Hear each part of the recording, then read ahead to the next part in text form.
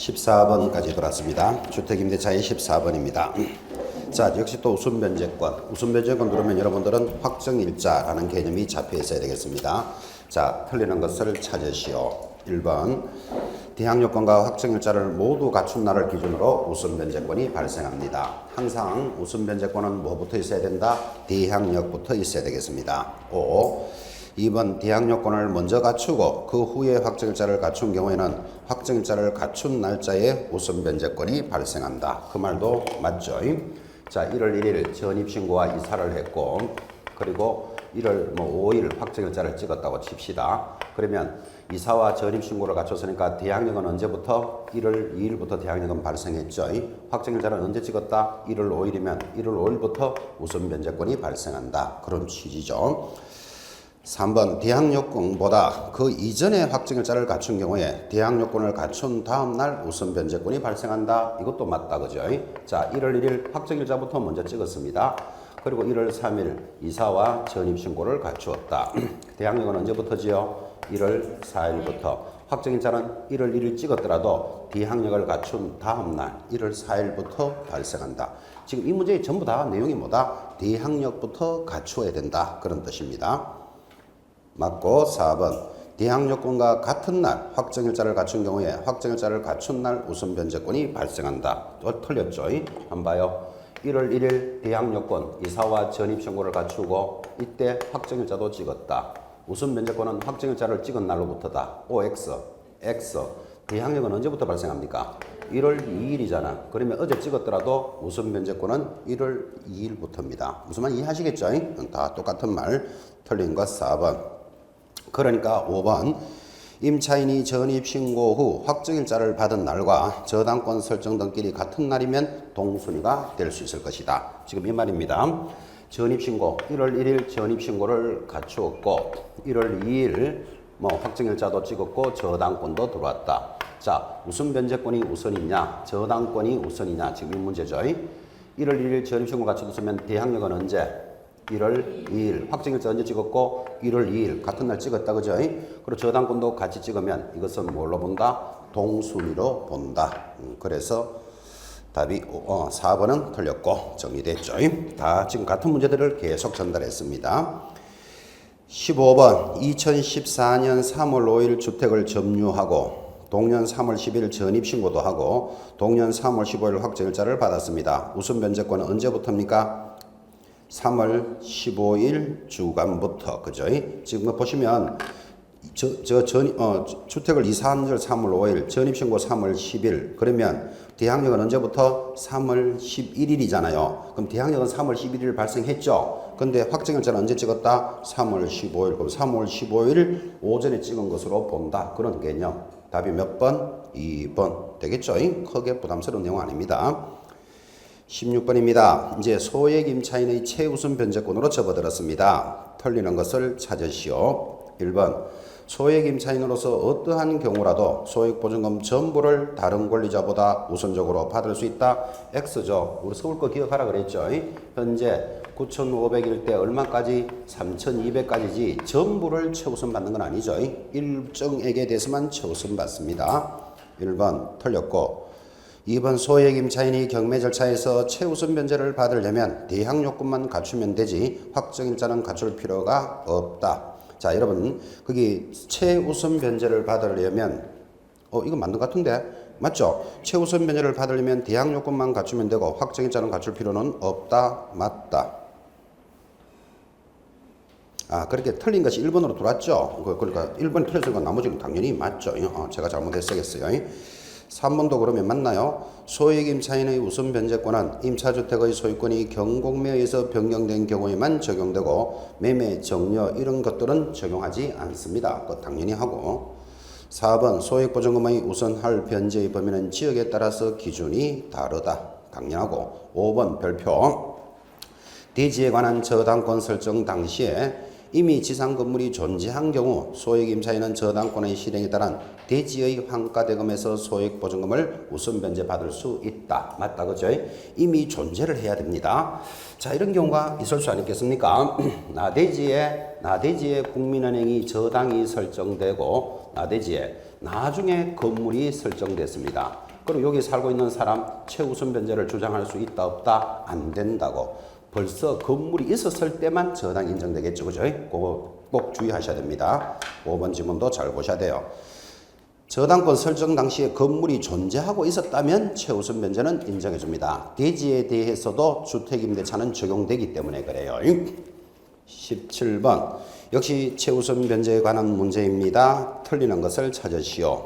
1번 경매 개시 등기 후에 대항 요건을 갖춘 임차인도 소액 임차인에 해당한다. X 최우선 변제는 누구보다도 먼저 해주는 거니까 언제까지는 들어와야 된다고요? 경매 등기 전까지는 들어와야 됩니다. 그래서 1번 X. 나머지 다 되는데 3번 아까 강조했던 지문입니다. 배당 요구를 하지 아니한 소액 임차인은 후순위 채권자에게 배당된 금액에 대해서 후순위 채권자에게 부당 이득을 이유로 배당금의 반환 청구도 할 수는 없다. 맞다. 그죠? 그러니까 배당 요구할 수 있는 자는 정확하게 배당 요구해야 한다. 4번 경매 절차의 배당 요구 종기까지 대항 요건이 유지되어야 최우선 변제권은 인정됩니다. 그러니까 최우선 변제권은 한 번만 조건 갖추면 안 돼요. 배당 요구하는 마지막 단계까지 갖추고 있어야 한다. 5번도 했습니다. 임차인이 보증금을 우선 변제 받는 데 있어서 임차인은 임차주택을 인도하지 아니하면 보증금을 수령할 수는 없다. 비껴주고 받아야 된다. 18번 주임법상의 소액 최우선 변제입니다. 틀리는 것은 1번 우선 변제를 받을 임차인 보증 및 보증금의 일정액의 기준은 주택가액의 얼마의 범위 내에서 2분의 1 아주 중요하죠. 상가 도올레부터는 2분의 1 똑같습니다. 현행법상 서울에서는 얼마라고요? 9,500 이하일 때 현재는 얼마? 3,200이다. 5. 3번 소액 임차인의 해당 여부 기준은 임차인의 전입일을 기준으로 합니까? 선순위가 담보되어 있는 날짜를 기준으로 합니까? 선순위 담보일자를 기준으로 합니다. 굉장히 강조했죠. 자, 여러분 주목합시다. 최우선 변제를 받으려면 조건 2개 무조건 기억해야 돼요. 첫째, 최우선 변제는 얼마의 범위 내에서? 2분의 1의 범위 내에서만 해준다. 두 번째는 자기가 이사간 날짜를 기준으로 하는 게 아니고 선순위 뭐를 기준으로 한다? 담보일자를 기준으로 한다. 요거 꼭 기억하셔야 됩니다. 최우선 변제는 안 나오면 그만인데 나오면 이거 두 가지는 무조건 묻는다 그랬습니다. 선순위가 담보되어 있던 날짜를 기준으로 합니다.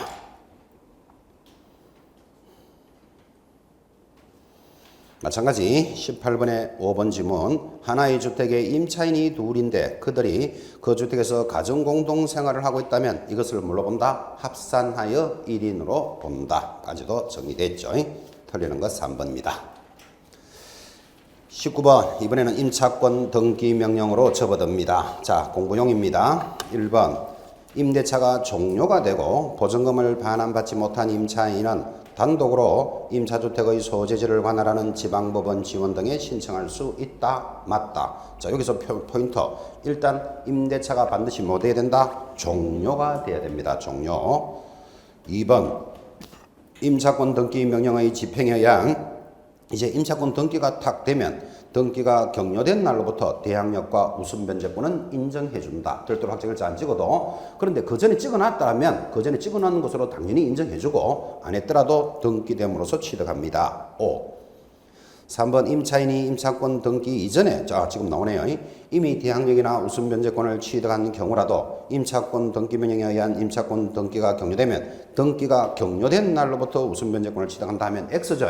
이전에 찍어놨다면 이전에 찍은 걸 인정해주고 안 했더라도 등기되는 날부터 인정해줍니다. 틀리는 것 3번. 4번 때문에 하죠. 임차권 등기 후에는 대항력권을 상실하더라도 그 말이 무슨 말이죠? 이사를 나가더라도 이미 취득한 대항력이나 우선 변제권은 상실하지 않는다. 5번 중요하다 그랬죠. 이런 임차권 등기 명령의 집행에 의한 임차권 등기가 격려된 주택을 그 이후에 임차한 임차인은 뭐는 받을 수 없다. 최우선 변제는 받을 권리는 없다. 5. 아주 중요한 지문입니다. 20번입니다. 역시 임차권 등기 명령에서 틀리는 것은 자, 반복되죠. 1번 임대차 기간이 종료되지 않은 임차인도 임차권 등기 명령을 신청할 수 있다 하면 X예요. 이거 포인트예요. 종료가 되어야만 합니다. 21번 내려옵니다. 주임법과 관련된 내용으로서 틀리는 것은 1번 입주와 전입 신고를 한 주택의 소유자가 그 주택을 매도함과 동시에 다시 임차하여 임차인의 자격으로 당해 주택에 거주하면 자, 임차권의 대항력은 최초 전입 신고일을 기준으로 합니까? 소유권 이전 등기가 된 다음 날로 합니까? 소유권 이전 등기가 된 다음 날. 그렇게 이렇게 아까 우리 했던 문제기도 하고 연습도 이렇게 표현을 해봅니다. 틀리는 건 몇 번? 1번. 자, 나머지는 다 맞는데 3번도 짚읍시다. 임차인이 임대인을 상대로 보증금 반환 청구 소송을 제기하는 경우에는 신속 용이하게 처리하기 위해서 줄 것입니다. 소액사건심판법을 적용한다. 지금 여러분 소액사건이 제가 정확한 건 아닌데 여러분이 누구한테 500만 원을 빌려준 적이 있습니다. 비교적 소액이죠. 근데 저 사람이 500만 원을 안 갚아줍니다. 그러면 500만 원을 받기 위해서 정식 재판을 청구하면 한 1년쯤 걸립니다. 시간이. 왜 그런가 하면 여러분만 재판하는 거 아니잖아요. 순서대로 하면 1년 걸린다니까요. 자, 그런데 500만 원이면 비교적 소액인데 지금 제가 알기로는 2천만 원 미만까지를 소액으로 봐요. 그럼 2천만 원 미만이면 무슨 법으로 소액사건심판법으로 적용하면 한 달 만에 정리를 해줘요. 그래서 빨리 신속하게 처리하는데 우리 주택임대차나 상가임대차는 보증금이 1억이든 2억이든 보증금 반환은 무슨 법을 적용한다? 소액사건법을 적용한다. 이런 거 하나 알고 있으면 좋겠죠. 이 신속하게 처리해준다. 이 정도 체크하시고 22번 돌아왔습니다. 역시 주택임대차에 관한 내용입니다. 옳은 것을 찾으시오. 1번 임차인이 세입자죠. 임차주택에 대해서 보증금 반환 청구 소송의 확정 판결 그 밖에 이에 준하는 집행권원에 의한 경매 신청의 경우에는 그러니까 이 말입니다. 결국 임차인이 저 사람 보증금을 안 내주니까 임대인, 집주인을 상대로 경매를 신청했습니다. 할 때는 반대 채무의 이행 또는 이행의 제공을 집행 개시의 요건으로 하지 않는다. 이게 무슨 말이죠? 안 비껴주고도 경매 신청할 수 있다. 그런데 요건으로 한다 했으니까 X.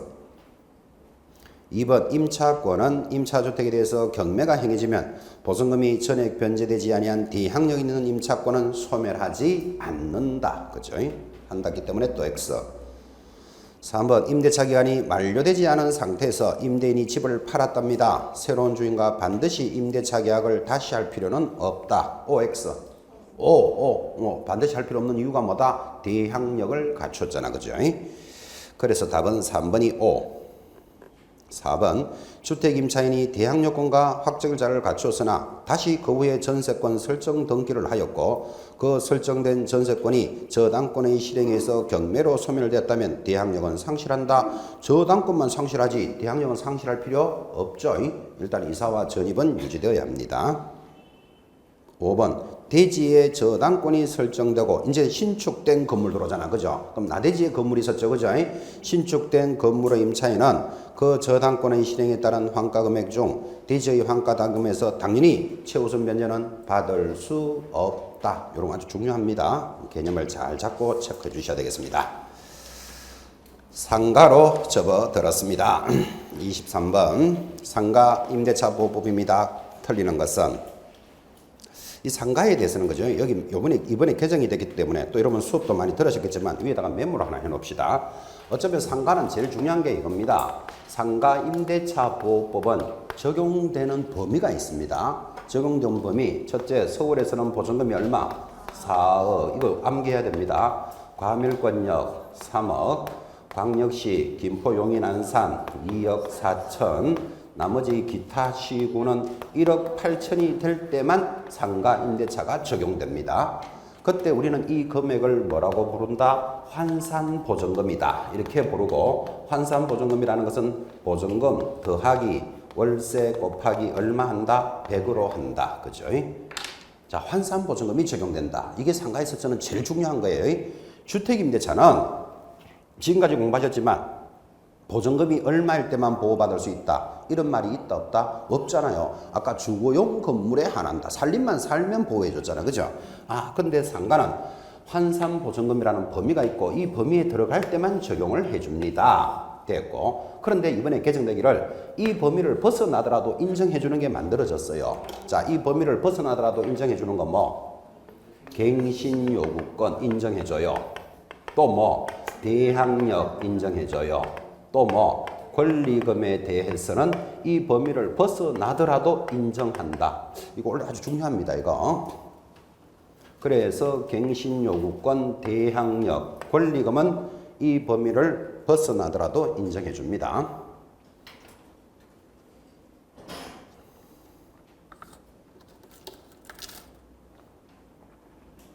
필기 됐습니까? 자, 그럼 이게 필기가 됐다면 역으로 한번 물어봅시다. 그러면 이 범위를 벗어나면 안 되는 건 뭡니까? 그럼 이거는 된다 그랬잖아요. 이건 안 되는 거. 그렇지. 최우선 변제 이런 거 된다 안 된다? 안 돼. 우선 변제 된다 안 된다? 안 돼. 또 상가는 뭐 9%까지 정액할 수 있다. 이런 부분이 상가에 관련된 내용들 있죠. 적용된다 안 된다? 안 돼. 그럼 이건 주르륵 다 안 되는 거예요. 주르륵 안 되는 거예요. 그러니까 이걸 굳이 이야기할 필요 없이 딱 되는 거 딱 기억하셔야 돼요. 벗어나더라도 인정되는 것들이 이런 것들이 있습니다. 요거는 이번 상가임대차가 바뀌는 중에서 가장 크게 바뀐 큰 줄기입니다. 이건 꼭 기억해 놓으셔야 됩니다. 자, 메모하셨고 23번 갑니다. 상가임대차 보호법의 내용입니다. 틀리는 것을 찾으시오. 1번 상가임대차는 등기가 없는 경우에도 건물의 인도와 사업자 등록을 신청하면 그 다음 날부터 대항력이 발생한다. 맞죠? 그죠? 5. 틀린 거 찾습니다. 2번 상가 건물 임차권은 대항력권을 갖추고 읍면 동사무소에서 확정일자를 받으면 더 읽기 싫다. 그죠? 자, 확정일자는 어디서 받습니까? 세무서에서 받습니다. 뭐 구분하셔야 됩니다. 틀린 것 2번. 3번 임차인은 보증금 중 일정액을 다른 담보물권자보다 우선하여 변제받을 권리가 있다. 이를 뭐라고 그런다? 최우선 변제권인데 받으려면 당해 건물에 대한 경매 신청 등기 전까지는 대항력권을 갖춰야 됩니다. 이게 주택이나 상가는 똑같은 규정입니다. 5. 4번 임차권은 임차 건물에 대해서 경매가 행해지면 임차 건물의 경락에서 소멸하는데 똑같죠. 주택하고 보증금이 전액 변제되지 아니한 대항력 있는 임차권은 소멸하지 않는다. 5. 마찬가지 5번 임대차가 종료가 된 경우에도 보증금을 반환받지 못한 임차인은 임차 건물의 소재지를 관할하는 지방법원 지원 또는 시군법원에 임차권 등기 명령을 신청할 수 있다. 5. 틀린 것 2번 상가의 기본 문제였습니다. 24번 들어갑니다. 상가 임대차에 대한 내용입니다. 틀리는 것을 찾으시오. 자, 답이 2번이죠. 정액의 경우에는 차임 또는 보증금의 얼마를 초과할 수 없다. 100분의 9. 주택임대차는 얼마죠? 20분의 1. 살짝 돌렸죠. 틀린 것 2번. 자, 그러면 1, 3, 4, 5는 다 맞으니까 읽어주시는데 3번 개정됐으니까 체크합시다. 보증금의 전부 또는 일부를 월 단위 차임으로 전환하는 경우의 이자율은 연 12%, 그를 1할 2푼 거릅니다. 12% 또는 기준금리 4배를 곱한 금액 중 뭘 한다? 낮은 비율로 한다. 그거 기억하시고 계산 문제 연습 한번 해봅시다. 지금 주택임대차에서 빠졌으니까 주택임대차에 있어서 보증금의 차임의 전환은 어떻게 됩니까? 연 1할 10% 또는 기준금리 몇 배? 4배 중 낮은 금액으로 한다. 2번 상가는 지금 했잖아요. 어떻게? 연 12% 또는 기준금리 4.5배 중 낮은 금액으로 한다. 이번에 개정도 들었으니까 체크하시고 혹시 계산 문제가 나올 수 있으니까 계산 문제 연습을 한번 해봅시다. 자, 주택으로 갑시다. 주택이 계산하기가 편해서 그래요. 또 시험도 나오면 주택이 나올 가능성이 높아요. 지금 주택에 보증금 1억에 살고 있는데 집주인이 이럽니다. 보증금은 7천만 원으로 하고 나머지 3천만 원에 대해서는 월세로 좀 주시오. 이럴 경우가 있다 없다? 있다. 그럼 3천만 원을 지금 얼마까지 받을 수 있느냐? 지금 이 문제잖아. 그죠? 자, 주택을 기준으로 합니다. 연 10%니까 3천만 원 곱하기 연 10% 하면 요거 얼마 나온다? 300만 원. 자, 연이니까 나누기 12를 해야 월이 되잖아요. 하니까 요거 얼마다? 25만 원이에요. 자, 그런데 기준금리 4배 중 낮은 금액이니까 기준금리는 시험에서 몇 프로를 한다라고 줄 거예요. 대략 제 생각으로는 한 2% 이래 줘요. 2%를 줘야 계산하기 좋거든. 그죠? 근데 지금 현재 우리 현 시점에서 기준금리가 1.5%입니다. 그럼 1.5%를 줬다고 치고 1.5에 4배면 얼마? 6%잖아요. 그러면 3천만 원에 대해서 연 6%. 기준금리는 연기준금리입니다. 하니까 368 얼마? 180만 원. 나누기 12를 해야 월이 되겠죠. 나누기 12를 하면 여기 얼마다? 15만 원이에요. 그래서 25만 원과 15만 원 중에서 낮은 것으로 해라. 그러면 지금 3천만 원에 대해서는 얼마 받아라? 15만 원씩 받아라 이 말이에요. 계산하시겠습니까? 연습해 본 거예요. 그게 어렵지 않죠? 그래서 주택과 상가가 이번에 개정된 부분을 비교해서 한번 체크해 보셨습니다. 틀리는 것 2번으로 해갖고 나머지 정리하시고 25번도 중요한 문제입니다. 상가임대차에서는 그래도 갱신요구권이 제일 중요합니다. 25번 갱신요건에 대해서 틀리는 것은 2번 갈까요? 갱신요구권은 최초 임대차를 제외한 하면 틀린다 그랬잖아요. 포함하여 얼마? 전체 임대차 강연이 5년을 초과하지 않는 범위입니다. 아주 의미있게 딱 찍어 놓으셔야 돼요.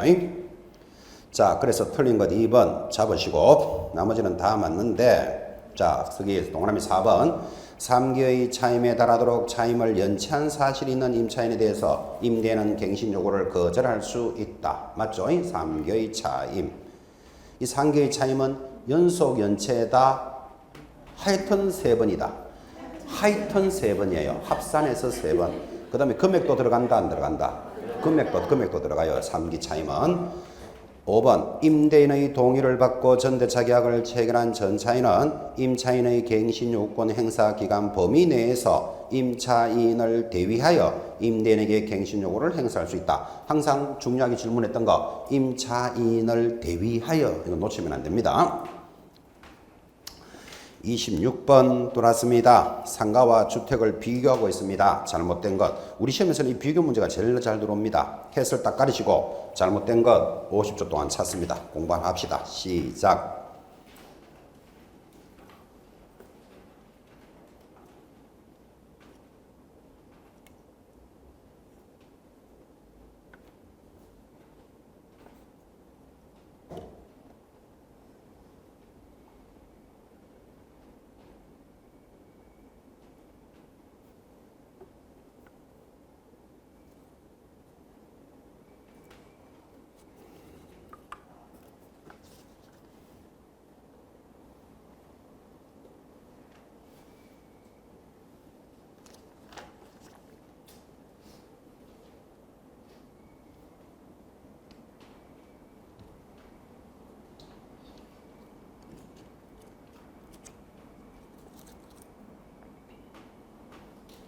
자, 공부하셨습니다. 잘못된 것은 가볍게 4번 정리하시겠습니까? 자, 주택관계 임대차 있는 자, 확정일자에 관한 자료를 열람 제공을 요청할 수 있으나 상가 임대차는 건물에 대한 임대차 있는 자, 소재지를 관할하는 세무서장에게 일정한 자료의 열람 제공을 요청할 수 없다. X, 열람할 수 있다. 그래서 4번만 수정해 주시고 자, 그 다음에 1, 2, 3, 5 그대로 맞는 말입니다. 특히 5번 같은 거는 너무나 중요하죠. 주택임대차는 갱신요구권이라는 말이 있다 없다? 없어요. 그러나 상가임대차는 임차인의 갱신요구권은 인정된다. 몇 년의 범위 내에서요? 5년의 범위 내에서. 이런 것들이 비교되는 문제입니다. 비교 문제 하나 더 있습니다. 27번 갑시다. 자, 상가와 주택을 비교합니다. 잘못된 것 답은 5번 체크합시다. 나머지는 다 보셨으니까. 그럼 전세를 월세로 전환하는 경우에 적용되는 이자율은 주택임대차는 얼마이나? 연 15%이나 상가임대차는 연 14%를 한다. 옆에다가 웃긴다. 그렇게 해놓습니다. 웃긴다. 주택은 얼마입니까?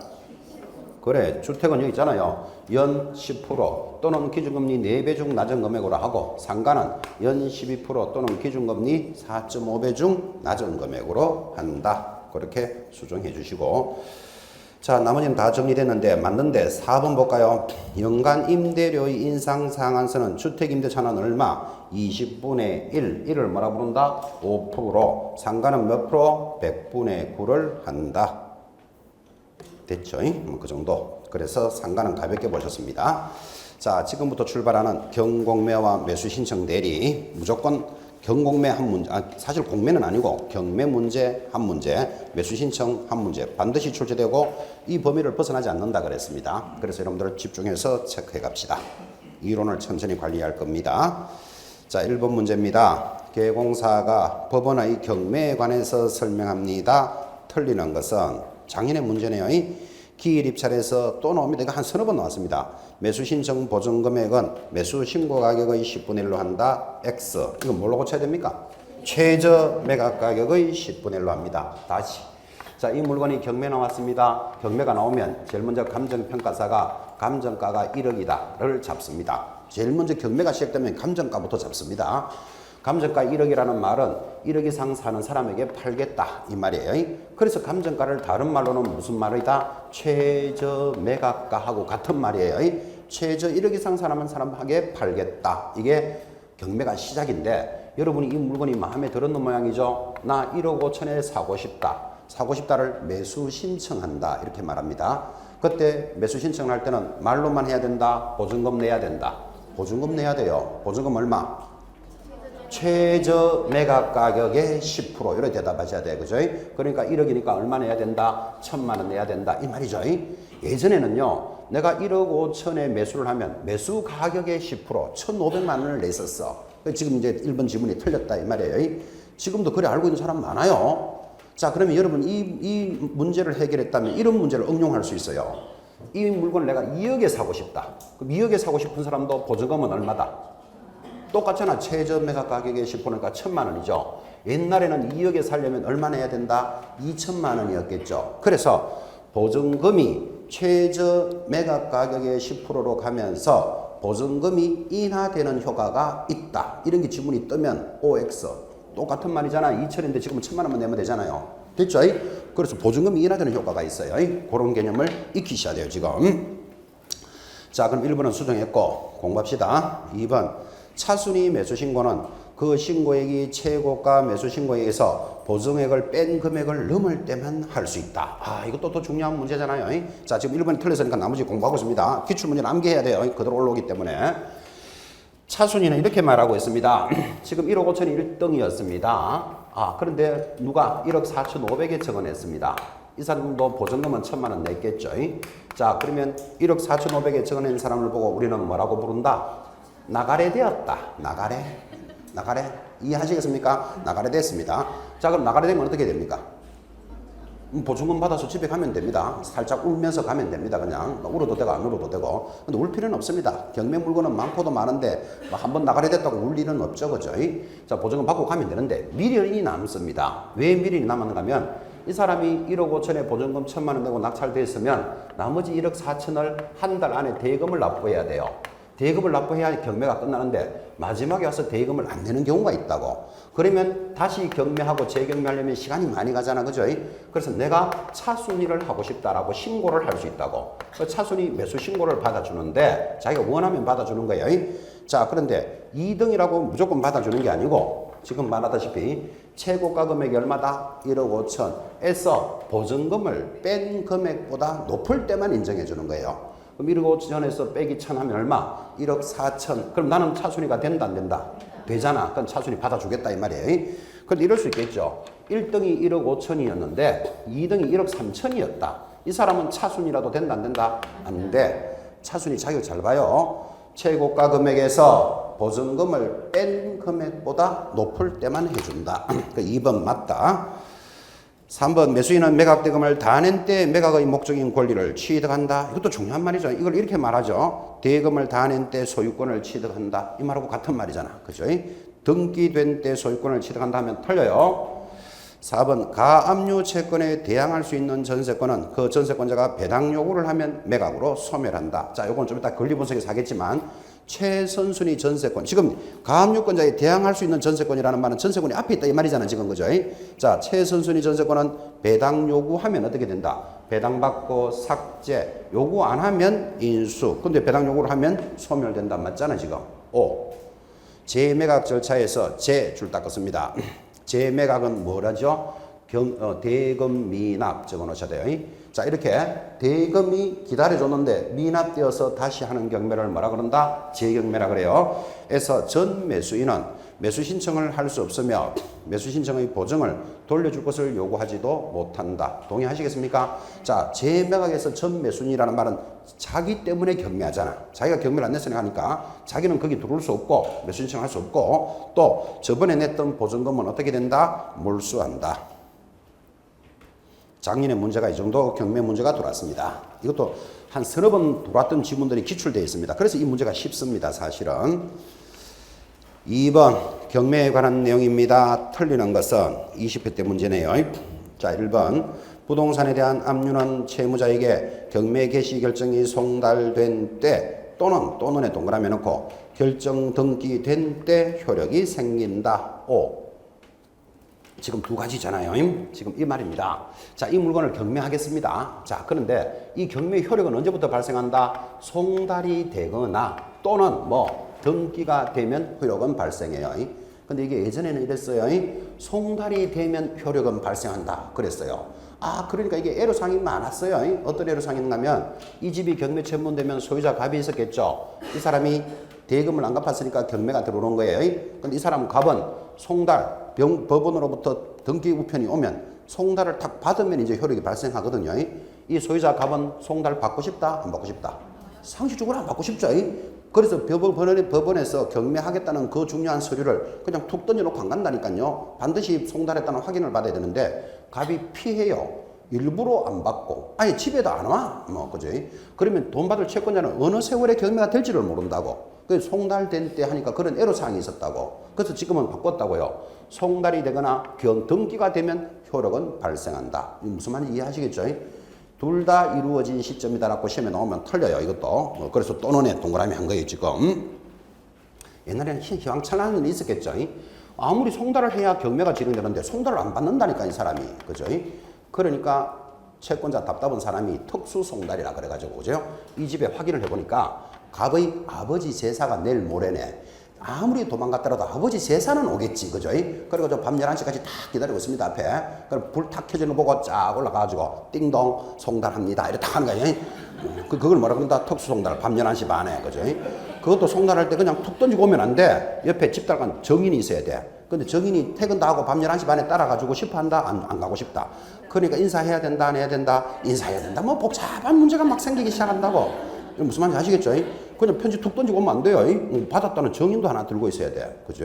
그런 문제점이 많았다니까 재미로 이야기 드리는 겁니다. 그런 것들을 특수 송달, 그런 이야기도 하고. 자, 송달된 때 또는 등기된 때 효력이 발생한다. 5. 2번. 부동산 매각은 동그라미 하세요. 지금부터 허가경매, 기일입찰, 기간입찰 세 가지 방법으로 합니다. 근데 방법은 세 가지가 있지만 법원에서 그래도 제일 많이 하는 게 뭐다? 기일입찰이에요. 3번 배당 요구에 따라 매수인이 인수해야 될 부담이 바뀌는 경우 배당 요구를 한 채권자는 배당 요구 종기가 지나면 철회하지 못한다. 5. 또 나오잖아요. 봐요. 4번 기일입찰에서 매수신청 보증금액은 얼마의 10분의 1? 최저 매각 가격의 10분의 1이에요. 틀린 거 4번. 5번 또 중요합니다. 매각 허가 결정에 대해서 항고를 하고자 하는 자는 보증으로 이번에는 매각 대금의 10분의 1에 해당되는 금액을 공탁합니다. 보증금 두 개를 기억해야 됩니다. 자, 다시 이제 거기 질문에 다 돌았으니까 입찰 보증금은 얼마다? 최저 매각 가격의 10분의 1. 공탁금은 얼마다? 매각 대금의 10분의 1. 되겠습니까? 그거 두 가지 보증금 기억해요. 3번 들어왔습니다. 경매에 관해서 가장 옳은 것을 찾으시오.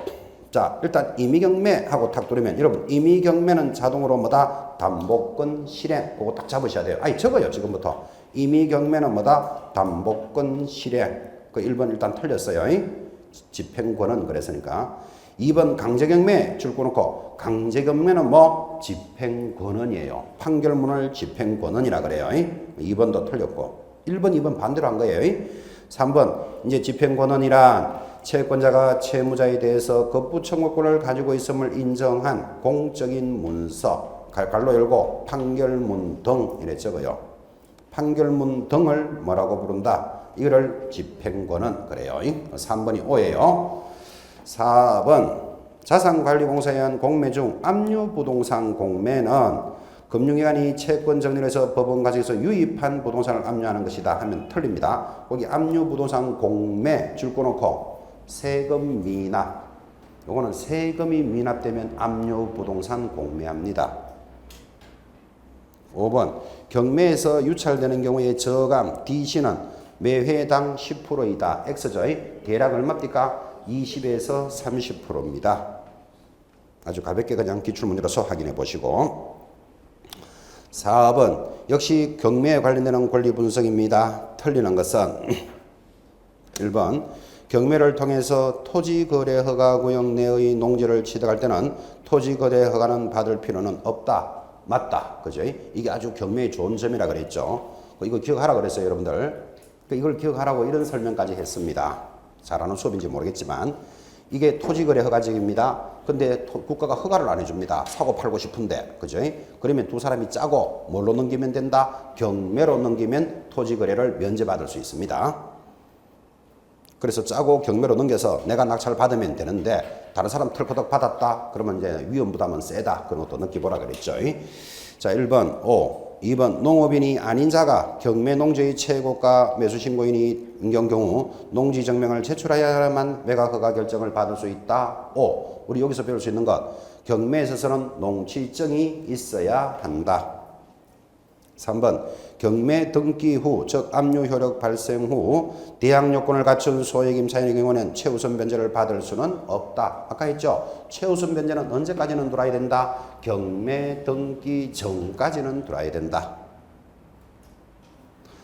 4번 주택 경매의 경우 소액 임차인의 최우선 변제권은 대지 가격을 포함하여 자 주택은 얼마의 범위 내에서 2분의 1의 범위 내에서만 인정합니다. 그래서 X. 자, 지금 기억합시다. 5번 경매 부동산 관련 동그라미 유치권, 법정지상권, 예고등기는 항상 인수된다. 지금 예고등기는 폐지됐다 그랬죠? 근데 폐지됐지만 이름 알고 있어서 손해볼 일 없어요. 그 밑에다 하나 더 적어서 해야 돼요. 항상 인수되는 거. 유치권, 법정지상권, 분묘기지권은 항상 인수된다. 예고등기는 일단 폐지됐고 자, 05번 문제. 국세징수법이나 지방세법에 관련한 지금 압류부동산 공매 그 7글자의 동그라미 하셔야 돼요. 그냥 공매 동그라미 하셔야 하면 동매만 하는데 압류부동산 공매 7글자를 동그라미 하라니까요. 동그라미 했습니까? 그리고는 밑에다가 이 꼴 경매와 동일. 그래서 압류부동산 공매는 경매와 동일해요. 공매라고 적어놨지만 아까 옆에 문제에서 살짝 적었었어요. 그때 거기 3번에 4번 봐요. 3번에 4번 보면 압류부동산 공매 위에다가 뭐 적었다? 세금 미납하면 압류부동산 공매한다니까요. 적었죠? 자, 그러면 지금 다시 5번 문제로 압류부동산 공매는 뭐 때문에 한다? 세금이 미납됐으니까 국세징수법이니 지방세법에 따라서 이래 나가잖아 지금. 그죠? 자, 이것에 대해서 옳은 것은 답이 2번이에요. 왜 2번인가 하면 경매와 동일하다 그랬죠? 매수대금은 할부로 납부할 수 없다. 여러분 경매로 여러분 낙찰 받으면 보증금 1,000만 원 내고 낙찰 받았다. 나머지 대금을 3개월 할부로 낼게요. 이런 거 있다 없다? 없어. 일시불로 내야 되잖아요. 그래서 압류부동산 공매도 뭐하고 같다? 경매와 동일하죠. 그러니까 할부로 납부할 수 없다. 맞다고. 그 2번만 맞고 나머지는 틀렸습니다.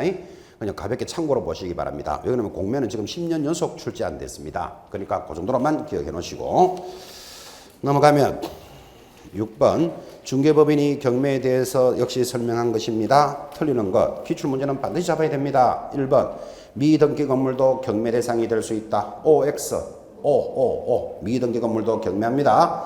또 나왔나요? 기일 입찰에서 매수 신청 보증 금액은 얼마라고요? 최저 매각 가격의 10분의 1. 그래서 2번 틀린 것. 자, 매각 부동산 위에 설정된 모든 저당권은 소멸한다. 맞습니까? 좀 이따 다시 한번 하겠지만 무조건 삭제되는 권리 저당권. 4번 지상권, 지역권, 전세권 등기된 임차권은 저당, 압류, 가압류에 대항할 수 없을 때는 대항할 수 없다는 말은 뒷서면, 뒤에 있다는 말이죠. 뒷서면 삭제, 소멸됩니다. 5번 매수인은 매각 대금을 다 낸 때 매각의 목적인 권리를 취득한다. 소유권이 전달되죠. 중요한 지문들이 가고 있습니다. 7번 문제 자, 또 하고 있습니다. 7번 문제 한번 적어야 되겠다. 계속 나오지만 자, 권리 분석은 무조건 여러분 암기입니다. 자, 권리를 분석한다는 말은 무조건 삭제되는 권리, 무조건 인수되는 권리. 이거를 권리 분석이라고 그랬죠. 이거 암기돼야 돼요. 자, 삭제되는 권리 근저당권, 저당권, 압류, 가압류. 이건 암기되어 있어야 됩니다. 담보, 가등기, 무조건 삭제. 여기에 경매 개시 등기도 무조건 삭제입니다. 자, 인수되는 거 조금 전에 한번 짚으셨지만 뭐 유치권, 법정지상권, 그리고 분묘기지권은 무조건 인수. 자, 요게 딱 돼 있으면 자, 나머지가 남았다면 어떻게 한다? 선순위 담보물권보다 뭐 앞서면 인수.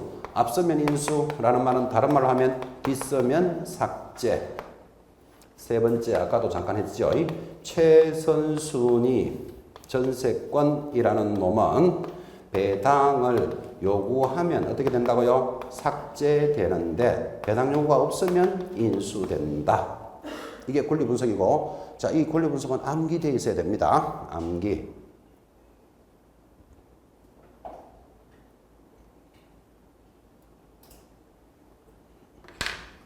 암기표에도 다 들어가 있기도 하고 그렇습니다.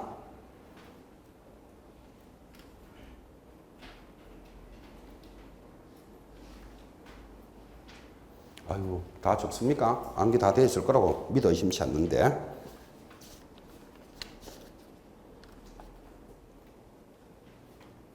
자, 필기도 한번 하시면서 또 한번 적어도 보셨고 공부도 했고. 자, 7번 가봅시다. 이제 이렇게 암기를 했다면 이게 18의 문제죠. 권리관계에 대해서 설명한 것 중 틀리는 것을 찾으시오. 자, 1번 매각부동산 위의 모든 저당권은 소멸된다. 보고 있습니까? 저당권은 무조건 뭐? 삭제. 5. 담보가등기 권리는 매각에 의해서 소멸된다. 보고 있습니까? 담보가등기는 무조건 소멸되는 권리. 항상 삭제. 항상 삭제. 5. 3번 전세권은 압류, 가압류에 대항할 수 없는 경우에는 매각으로 소멸한다. 압류, 가압류보다 무슨 말이다? 뒤에 있으면 소멸한다. 뒷서면. 대항할 수 없는 이 말은 뒷서면 이 말이에요. 소멸한다. 5. 4번 압류 채권자의 우선하는 권리는 저당권 등 매각으로 소멸하는 권리에 대항하지 못하더라도 소멸되지 않는다. X. 압류 보고 있습니까? 무조건 삭제되는 권리. 그죠? 답은 4번 일단 틀렸고. 5번 유치권자는 매수인에 대해서 피담보 채권의 변제가 있을 때까지 유치 목적물인 부동산의 인도를 거절할 수 있을 뿐이지 피담보 채권의 변제를 청구할 수는 없다. 그렇죠? 그래서 틀린 것은 4번입니다. 자, 8번은 배당 순서입니다. 이제 이게 한번 나올 때가 됐기 때문에 짚으셔야 되는데 8번의 답은 일단 여러분 2번 한번 잡아놓고 자, 2번 한번 보세요. 니은 경매 비용, 그 다음에 소액임차 보증금, 그 다음에 건강보험료 일반 채권이라는 게 이제 답은 2번인데 요 2번이 좀 약해요. 이제 배당 문제로 물을 때는 아주 복잡하지만 배당 문제는 여러분들 이렇게 기억하면 좋겠어요. 지금 거기 문제는 기출 문제니까 좀 약한데 자, 이 물건이 경매 처분되었습니다. 그럼 이 물건이 경매 처분되어서 이걸 하자. 이 물건이 경매 처분되어서 1억 5천에 낙찰이 되었습니다. 그럼 1억 5천이라는 대금을 어떻게 사용할까요? 낙찰 1억 5천에 낙찰됐어요. 어떻게 사용할까요? 배당하지, 배당. 그죠? 자, 그 배당을 하는데 여러분이 보통 하실 때는 1번 저당권자 2천만 원, 2번 저당권자 3천만 원, 우선 변제권자 뭐 2천만 원 순서대로 나갈 것 같죠? 아니고 이것보다 먼저 나가는 게 있어요. 먼저 나가는 걸 뭐라 그런다? 선배당이라 그래요. 자, 그래서 배당은 누가 한다? 법원이 하는 거잖아요. 법원이 하는 건데 개공사가 될 여러분이 크게 봐야 될 문제는 아니지만 그래도 배당 문제는 한번 올 때가 돼가기 때문에 지금 짚으셔야 되는데 자, 1억 5천에 이 물건이 낙찰이 되었다면 제일 먼저 배당해 주는 게 경매 비용이에요. 자, 이 말은 이렇게 이해해요. 이 주택이 경매 처분되는데 지붕이 고장이 났어요. 자, 지붕이 고장 나서 한여름에 비가 막 쏟아지면 이 물건 다 썼겠죠. 그런데 이 물건이 좋은 물건이어서 누가 받고 싶었던 모양이죠. 여기다가 지붕을 수리했어요. 수리비가 얼마 나왔다? 300만 원. 자, 그러면 이게 1억 5천에 낙찰되면 이 수리비부터 제일 먼저 해주는 게 합리적이죠. 이게 없었다면 이 물건을 경매를 못하니까 이런 것들을 제3취득자의 경매 비용이라 그래요. 관련되는 비용. 그죠? 경매 비용 제일 먼저 배당해 줍니다. 그 다음 여러분 오늘 들으셨지만 다른 담보 물권자보다 우선하는 것을 뭐라 그런다? 최우선 변제 그랬잖아요. 그 다른 담보물권자보다 먼저 하니까 최우선 변제가 바로 1순위로 탁 튀어나오는 거예요. 여기에 근로기준법에 따라서 3개월치 임금도 해당돼요. 자, 그 다음에 세 번째 배당해 주는 거. 이 물건이 경매 처분되면 세금 좀 밀렸겠다, 안 밀렸겠다? 세금 좀 밀렸겠죠? 이건 국가가 어떤 놈인데 가만히 있겠습니까? 세금이 있다면 국세 받아갑니다. 됐죠? 그리고 네 번째가 이제 우선 변제입니다. 이 우선 변제라는 말은 여러분 알고 다시피 1번 저당권자, 2번 저당권자 이제 순서대로 해주겠다. 그죠? 순서대로 나갑니다. 자, 그리고는 이제 그 뒤에 재해보상금, 일반 뭐 의료보험료, 국민연금, 밀린 거 이런 것들이 다 순서대로 다 잡혀 있는데 어떻게 그걸 다 기억하겠습니까? 돈. 마지막 배당이 뭐다? 일반 채권. 이렇게만 알면 여러분들 객관식 문제는 무조건 따라 붙습니다. 그래서 배당 문제는 이렇게 기억을 해 놓으실 것. 근데 그렇게 어렵지도 않습니다. 이 정도는 기억해 놓으셔야 됩니다. 이렇게 기억해 놓고 나면 지금부터 이제 관련되는 문제 풀리는가 안 풀리는가 한번 해보라고요. 다 풀리지. 그죠? 그리고 실전 경매에서는 약해요. 실전 경매에서는 사실은 배당을 자세히 좀 알아야 되는데 지금 여러분이 그렇게 실전 경매까지 알아야 될 공부가 아니잖아. 지금 그죠? 자, 다 정리해서 다시 묻습니다. 경매가 끝나면 제일 먼저 배당해 줄 사람 그 영순입니다. 순서에 관계없이 제일 먼저 해주는 건 뭐? 경매 비용. 그 다음에 뭐? 최우선 변제 3개월치 임금. 최우선 변제는 다른 담보 물건에 우선하니까. 그 다음 국가가 어떤 놈인데 국세, 세금 다 받아갑니다. 세금. 그 다음에 우리가 알고 있는 우선 변제 1번, 2번, 3번, 4번대로 됐죠. 그리고 또 있어요. 돈 다 알지 말고 마지막 배당이 뭐다? 일반 채권. 보내코 이제 체크해 놓으시기 바랍니다. 그냥 9번 갑니다. 오른쪽. 18입니까? 개공사가 경매에 대한 문제입니다. 옳은 것을 찾으시오. 그 1번 배당 요구를 하여야 배당을 받을 수 있는 권리자는 경매 개시 결정에 따른 압류 효력이 발생한 때로부터 1개월 내로 배당 요구를 해야 된다. X입니다. 배당 요구 종기가 언젠가면 첫 매각기일 이전의 날로 정합니다. 첫 매각기일 이전. 계속 나오죠. 2번 매수 신청 보증 금액은 뭐죠? 매수 가격의 10분의 1이 아니고 뭐라고 해야 된다? 최저 매각 가격의 10분의 1. 3번 관청의 증명이나 허가를 필요로 하는 경우에는 매수 신고 시에 증명해야 한다. X입니다. 여러분 경매는 농취증이 있어야 한다. 들어봤습니까? 자, 농취증을 내가 매수 신고하러 그렇게 낙찰 받으러 갈 때 내야 됩니까? 낙찰을 받고 내야 됩니까? 낙찰 받을지 안 받을지도 없는데 매수 신고 시 가는 거 아니죠? 매각 허가 결정일까지 제출합니다. 그래서 3번도 틀렸고 4번 매각 허가 결정이 확정이 되면 법원은 대금 지급 기한을 정하여 그 기한의 동그라미 매수인과 차순이 매수신간에게 통지하고 매수인은 기한까지 대금을 지급하는데 그 기한이라는 말을 그죠? 옆에다가 기일하면 X 이렇게 표시해 놓으셔야 돼요. 기일까지 제출한다 하면 틀립니다. 자, 일단 4번 옳은 것. 5. 매수 신고가 있은 뒤 경매 신청이 취하되더라도 그 경매 신청으로 발생된 압류 효력은 소멸되지 않는다. X. 여러분 경매 신청이 취하되면 압류 효력은 소멸합니다. 경매 신청을 했는데 왜 취하할까요? 왜 취소시킬까요? 돈을 받았으니까. 그죠? 이런 경우가 많아요. 자, 저 사람 돈을 안 갚아주니까 경매 신청한다. 경매 신청하니까 채무자가 아뜨거라 하고 돈 갚아주는 수가 있어요. 돈 갚아주면 경매 신청은 효력은 어떻게 된다? 소멸한다. 그죠? 그러니까 이런 말들을 이해하시면 이게 실전에서 얼마나 중요한가 하면 여러분이 어떤 물건을 경매 받고 싶어서 경매법정에 오늘 갔어요. 아, 요 아파트가 좋으니까 나 요거 경매 받아볼 거야. 하고 나름대로 조사도 많이 하고 이런 거 했겠죠. 그리고 아침에 경매하러 가는 날 보면 경매법정 앞에 대문에다가 붙여놨어요. 오늘 경매하는 물건들이 이렇게 있는데 여기서 요거는 취하되었고 요것은 변경되었다라는 걸 보고 들어가야 돼요. 근데 그것도 안 보고 들어가가지고 나는 저거를 1억 5천에 사겠어 하고 적어내면 나중에 집행관이 이렇게 보고 이 물건은 취하됐는데요. 보증금 돌려와 받아가세요. 이래요. 받아가는 건 안 어려운데 갈로 열고 쪽팔리게 되는 거라 그죠? 취하되는 줄도 모르고 앉아갖고 적어내고 앉았다고 지금. 그죠? 이거 쪽팔린다니까요. 그러니까 언제든지 취하가 들어올 수 있다는 걸 이해하라 이 말이에요. 그래서 경매법정에 가서 경매하러 갈 때는 바로 문 앞에 딱 붙여놨어요. 오늘 물건에 대해서 뭐뭐뭐는 취하되고 뭐뭐뭐는 바뀌었고 어떻게 되었다는 걸 보고 앉아 있어야 돼요. 그래서 취하되면 압류 효력은 소멸한다. 10번 매수신청 대리에 관련되는 내용입니다. 아주 중요한 질문이죠. 잠깐 쉬었다가 10번부터 따라갑시다.